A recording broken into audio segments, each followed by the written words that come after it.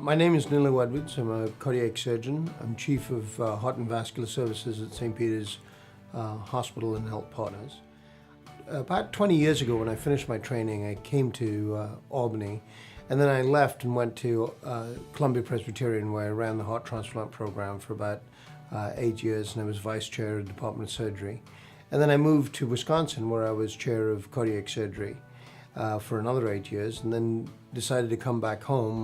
My wife's family's from Rochester, and my family's from New York City, and so it made Albany was a good place to be. In addition, I'd known the guys here from the 20 years ago when I was here, so it was perfect to come back home, if you will.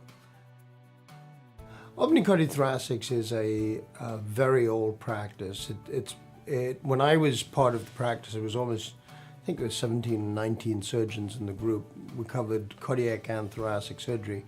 Over the years, the group is sort of split up, and some of them have moved to other facilities in the area.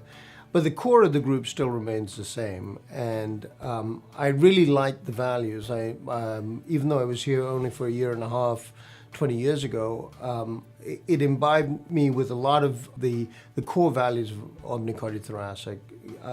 Personal care for the patients, really caring about the patients, and I think those are the things that attracted me to come back. And when I decided I'd had enough of the academic life and I wanted to really focus on the things I love, which is heart surgery and taking care of patients, this was a perfect match.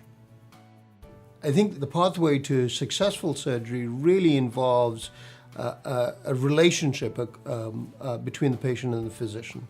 There's got to be a level of trust. There's got to be a level of working together, and that's what makes a patient do well. And in order for patients to get to that point, they really need to understand what's going on with them. So you have to take the time to explain it to them. And then once they understand it, they can be partners in their own healthcare. I'm married. I have 3 kids. I have a son who's a Marine, a couple of kids who are in college, and most of my spare time, I jokingly say I enjoy riding my motorcycle. I find it's my psychiatrist, keeps me sane in a crazy world. I used to fly a lot more, but I don't fly as much as I used to when I was in Wisconsin. New York State's a little bit more regulated, and it's hard to find the time to go flying like I did. I do, in my spare time, in between surgeries, the other thing I like to do is paint, and I used to do medical illustration. Actually helped me pay the bills when I was a resident, and still do periodically do some medical illustration, but mostly just painting for the pleasure of slapping paint on a canvas.